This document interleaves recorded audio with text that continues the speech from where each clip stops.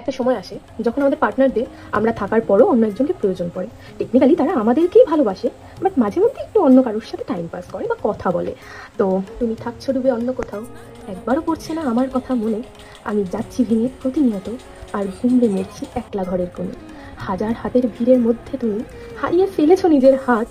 আমার চোখও এবার ক্লান্ত হচ্ছে, কাঁদতে পারছে না সারা রাত। এটা সত্যি, দিন শেষে তুমি আমার কাছেই ফিরে আসো, আর আমায় যখন একঘেয়ে লাগে তখন তুমি একটুখানি অন্যদের ভালোবাসো। চ্যাটিং করা, মিটিং করা, আমার পিছনে সবকিছু দেদার চলে।